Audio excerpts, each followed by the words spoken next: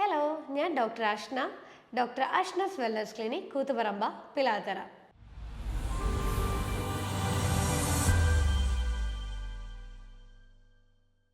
നമ്മുടെ പ്രായം കൂടുന്തോറും സാധാരണഗതിയിൽ കണ്ടുവരുന്ന ഒരു ബുദ്ധിമുട്ടുകളിൽ ഒന്നാണ് മുട്ടുവേദന. രാത്രിയിൽ കിടക്കയിൽ കിടന്നിട്ട് എഴുന്നേൽക്കുമ്പോഴൊക്കെ ഭയങ്കരമായിട്ട് മുട്ടുവേദന ഉണ്ടാകുക. പിന്നെ കുറച്ചൊന്ന് ഫാസ്റ്റായിട്ട് നടക്കുമ്പോഴും സ്റ്റെപ്പൊക്കെ കയറുമ്പോഴൊക്കെ ഭയങ്കരമായിട്ട് വേദന ഉണ്ടാകുക. പിന്നെ സമാധാനത്തോടെ ഒരു പണിയും എടുക്കാൻ പറ്റുന്നില്ല. ഇത് ഒരു ഭൂരിഭാഗം സ്ത്രീകളുടെയും പരാതിയാണ്. യൂഷ്വലി ഈ ഒരു മുട്ടുവേദന കണ്ടുവരാറുള്ളത് പ്രായം കൂടുന്തോറുമാണ്. പക്ഷേ ഇപ്പം ഒരു 30 വയസ്സ് കഴിഞ്ഞിട്ടുള്ള കുറച്ച് പേർക്കൊക്കെ മുട്ടുവേദന ഇപ്പോൾ കണ്ടുവരാറുണ്ട്. അതിൻ്റെ ഒരു മെയിൻ കാരണം എന്ന് പറയുന്നത് നമ്മുടെ ജീവിതശൈലിയിൽ ഉണ്ടാകുന്ന മാറ്റങ്ങളും പിന്നെ നമ്മളെ ഭക്ഷണ ക്രമീകരണത്തിൽ ഉണ്ടാകുന്ന മാറ്റങ്ങളും കൃത്യമായിട്ട് നമുക്ക് വ്യായാമമൊക്കെ ഇല്ലാതിരിക്കുക, ഇതാണ് ഇതിൻ്റെ പ്രധാനമായിട്ടുള്ള ഒരു കാരണം എന്ന് പറയുന്നത്. ചിലർക്ക് മുട്ടുവേദന വന്നു കഴിഞ്ഞാൽ അത് വളരെയധികം സിവിയർ ആകുമ്പോൾ സർജറിയിലോട്ടേക്ക് മാറേണ്ടി വരും. ചിലർ പലതരം ട്രീറ്റ്മെൻറ്റ്സ് ഇങ്ങനെ മാറി മാറി എടുക്കും. ചിലർ പലതരം മെഡിസിൻസ് മാറി മാറി എടുക്കും. എങ്കിലും ഒരു കംപ്ലീറ്റ് ആയിട്ടൊരു വേദന ഇവർക്ക് ഒരിക്കലും മാറി വരാറില്ല. പിന്നെ ചിലവരാണെങ്കിൽ ഈ എക്സസൈസ് നമ്മൾ സജസ്റ്റ് ചെയ്ത് കഴിഞ്ഞാൽ അവർക്ക് ചെയ്യാൻ പറ്റാറില്ല. ചിലർക്ക് പ്രായം കൊണ്ടായിരിക്കും, ചിലർക്ക് അമിത ഭാരം ഉള്ളത് കൊണ്ടായിരിക്കും. അങ്ങനെയുള്ളവർക്കും ഈ എക്സസൈസ് ചെയ്തുകൊണ്ട് വേദന കുറയ്ക്കാനും സാധിക്കാറില്ല. അപ്പോൾ ഇന്നത്തെ വീഡിയോയിൽ ഞാൻ സംസാരിക്കാൻ പോകുന്നത് നമുക്ക് എങ്ങനെ മുട്ടുവേദന കുറയ്ക്കാൻ വേണ്ടി ഏതൊക്കെ ഭക്ഷണങ്ങൾ നമ്മൾ ഉൾപ്പെടുത്തണം, ഏതൊക്കെ ഭക്ഷണങ്ങൾ നമ്മൾ ഒഴിവാക്കണം, എന്തൊക്കെ സപ്ലിമെൻറ്റ്സ് നമുക്ക് ഉൾപ്പെടുത്താം, ഇങ്ങനെയുള്ള കാര്യത്തിനെ കുറിച്ചാണ്. നമ്മളെ ശരീരത്തിൻ്റെ ഭാരം താങ്ങുന്ന 2 ജോയിൻറ്റുകളുണ്ട്. ഒന്ന് ഹിപ്പ് ജോയിൻ്റ് എന്ന് പറയും, രണ്ടാമത്തത് ഈ നീ ജോയിൻ്റ് അല്ലെങ്കിൽ മുട്ടെന്ന് പറയും. അപ്പോൾ ഈ 2 ജോയിൻറ്റുകളിലാണ് ഏറ്റവും കൂടുതലായിട്ട് തേയ്മാനം കണ്ടുവരാറുള്ളത്. അതിൽ കോമൺ ആയിട്ട് കണ്ടുവരുന്ന ഒരു തേയ്മാനമുള്ള ജോയിൻ്റാണ് മുട്ട്. ഈ മുട്ടെന്ന് പറയുന്നത് എന്താ, 3 എല്ലുകൾ കൂടിച്ചേരുന്ന ഒരു സ്ഥലമാണ് ഈ നീ ജോയിൻ്റ് എന്ന് പറയുന്നത്. അപ്പോൾ ഈ നീ ജോയിൻറ്റിൻ്റെ അല്ലെങ്കിൽ ഒരു നോർമൽ സന്ധി, ആ ഒരു ജോയിൻറ്റിൻ്റെ ഈ ലൂബ്രിക്കേഷൻ നിലനിർത്തുന്ന കുറച്ച് സപ്പോർട്ടീവായിട്ടുള്ള കുറച്ച് ഒരു ഫാക്ടേഴ്സ് നമ്മൾ അവിടെ ഉണ്ട്. അതായത് synovial fluid, cartilage, Bursa, ligament, ഇങ്ങനെ കുറച്ച് ഫാക്ടേഴ്സ് നമ്മൾ ജോയിൻറ്റിന് ചുറ്റുമുണ്ട്. ഇവർ കൃത്യമായിട്ട് ഈസി ആയിട്ട് പണിയെടുത്ത് കഴിഞ്ഞാൽ മാത്രമേ നമുക്ക് വലിയ പ്രയാസമില്ലാണ്ട് ആ ഒരു ജോയിൻറ്റിനെ മൂവ് ചെയ്യാൻ പറ്റുള്ളൂ. പക്ഷേ നമ്മൾ ഈ ജോയിൻറ്റിലിടയിൽ കാണുന്ന ഈ കാർട്ടിലേജിന് ഗ്രാജുവലായിട്ട് എന്തെങ്കിലും ഡാമേജ് ഉണ്ടാകുക, അല്ലെങ്കിൽ വല്ല വിള്ളൽ ഉണ്ടാകുക, അല്ലെങ്കിൽ എന്തെങ്കിലും ഒരു പ്രശ്നങ്ങളോ എന്തെങ്കിലും ഉണ്ടായിക്കഴിഞ്ഞാൽ ഗ്രാജുവലായിട്ട് ഈ ഒരു കാർട്ടിലേജ് നശിക്കാൻ തുടങ്ങും. അപ്പോൾ നശിക്കാൻ തുടങ്ങുമ്പോഴാണ് നമുക്ക് എന്താവുന്നത്, മുട്ടുവേദന പതുക്കനെ സ്റ്റാർട്ട് ചെയ്യുക. അപ്പോൾ ഈ മുട്ടുവേദന പതുക്കനെ സ്റ്റാർട്ട് ചെയ്ത് കംപ്ലീറ്റ് ആയിട്ട് ഈ കാർട്ടിലേജ് നശിക്കുമ്പോഴാണ് നമുക്ക് മുട്ടിൽ വേദന കംപ്ലീറ്റ് ആയിട്ട് വരിക, വളരെ സിവിയർ ആയിട്ട് വേദനയുണ്ടാകുക. അപ്പോഴാണ് നമുക്ക് നീർക്കെട്ടുണ്ടാകുക, മുട്ടിന് ചുറ്റും വളരെയധികം പെയിൻഫുള്ളും ഒരു ചൂട് കൂടുതലായിട്ട് ഉണ്ടാകുക. പിന്നെ നടക്കുമ്പോഴൊക്കെ ടക് ടക് എന്ന് പറഞ്ഞ സൗണ്ട് ഉണ്ടാകുന്നത് കാരണം ആ ഒരു ക്രെപ്പിറ്റ്, അതായത് ഈ ഒരു കാർട്ടിലേജ് നശിക്കുമ്പോൾ എല്ലുകൾ തമ്മിൽ കംപ്ലീറ്റ് ഒരയാൻ തുടങ്ങും. ആ ഒരു സൗണ്ടാണ് ടക് ടക് എന്ന് പറയുന്നത്, ക്രെപ്പിറ്റസ് എന്ന് പറയും.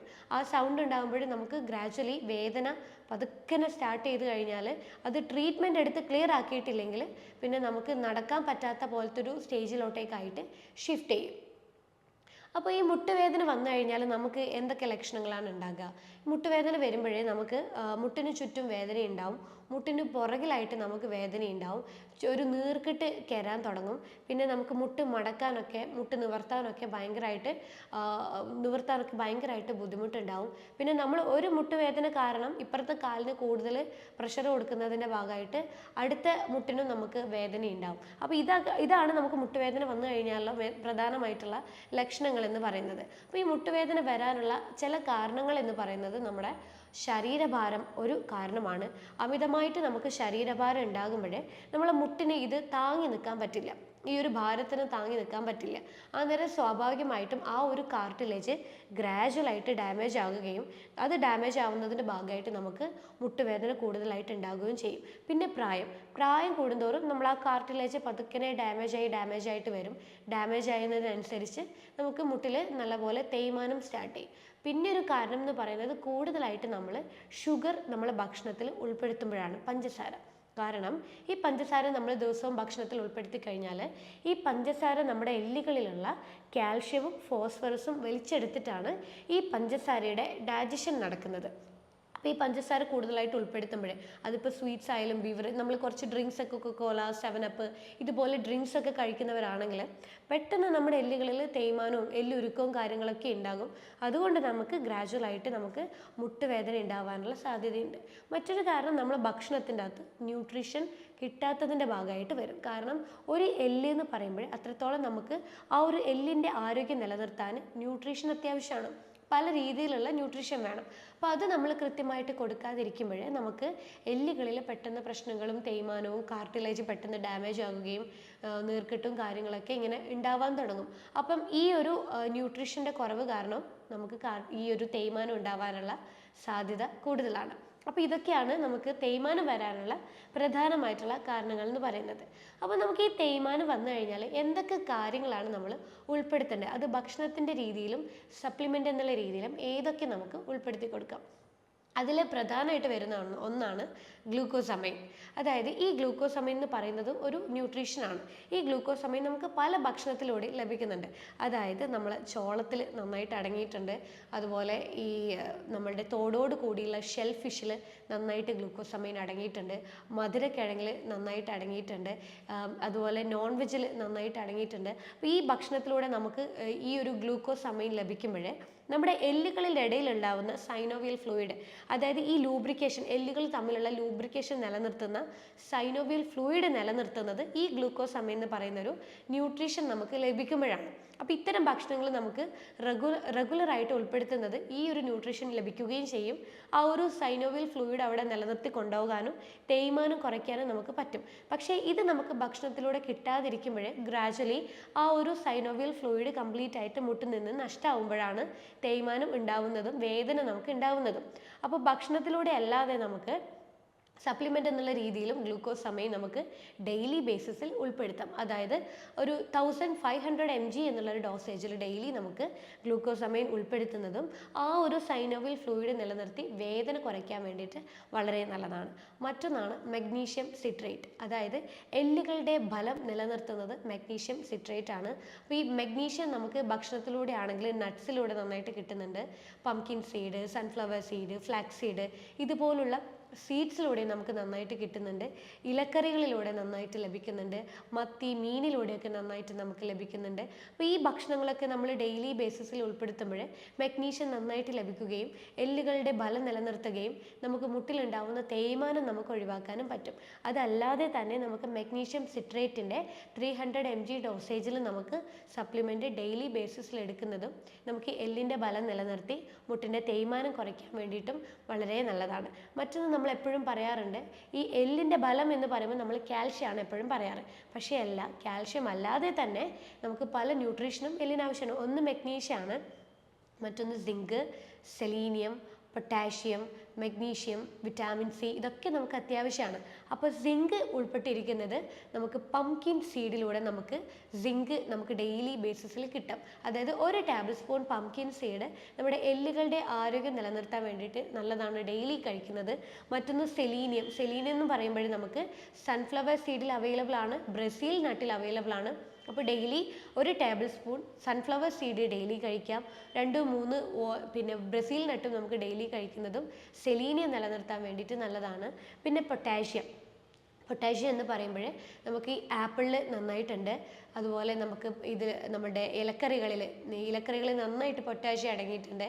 പിന്നെ ഈ നേന്ത്രപ്പഴം അതിൽ നന്നായിട്ട് ഈ ഒരു പൊട്ടാഷ്യം നന്നായിട്ട് അടങ്ങിയിട്ടുണ്ട്. അപ്പോൾ ഇതൊക്കെ നമ്മൾ ഡെയിലി ഓറഞ്ച് അതിലൊക്കെ നന്നായിട്ട് പൊട്ടാഷ്യം അടങ്ങിയത് കൊണ്ട് തന്നെ ദിവസവും നമ്മൾ ഈ ഭക്ഷണങ്ങൾ ഉൾപ്പെടുത്താൻ വേണ്ടിയിട്ട് ശ്രദ്ധിക്കുക. അപ്പോൾ പൊട്ടാഷ്യം നമുക്ക് നമ്മുടെ എല്ലുകൾക്ക് കൃത്യമായി കിട്ടിക്കഴിഞ്ഞാൽ അവരുടെ ആരോഗ്യം നല്ല രീതിയിൽ നമുക്ക് നിലനിർത്തി കൊണ്ടുപോകാനും പറ്റും. പിന്നെ വിറ്റാമിൻ സി എന്ന് പറയുമ്പോഴേ നമുക്ക് ഓറഞ്ച്, മുസമ്പി, പിന്നെ അതുപോലെ പേരക്ക, പപ്പായ, ക്യാബേജ്, ബ്രക്കോളി, പിന്നെ തക്കാളി ഇതിലൊക്കെ നന്നായിട്ട് വിറ്റാമിൻ സി അടങ്ങിയിട്ടുണ്ട്. വിറ്റാമിൻ സി കിട്ടിക്കഴിഞ്ഞാൽ മാത്രമേ മഗ്നീഷ്യത്തിനെ നമ്മുടെ എല്ലുകളിലേക്ക് എത്തിക്കാൻ പറ്റുള്ളൂ. അതുകൊണ്ട് തന്നെ വിറ്റാമിൻ സി അടങ്ങിയ ഭക്ഷണങ്ങൾ നമ്മൾ ദിവസവും ഈ പറയുന്നതൊക്കെ നന്നായിട്ട് സാലഡ് എന്നുള്ള രീതിയിലും അങ്ങനെയൊക്കെ നമ്മൾ നന്നായിട്ട് ഉൾപ്പെടുത്തി കൊടുക്കുക. മറ്റൊന്ന് നമുക്ക് വിറ്റാമിൻ ഡി ആണ്. പ്രധാനമായിട്ടും എല്ലിൻ്റെ ആരോഗ്യത്തെ നിലനിർത്തുന്നത് വിറ്റാമിൻ ഡി ആണ്.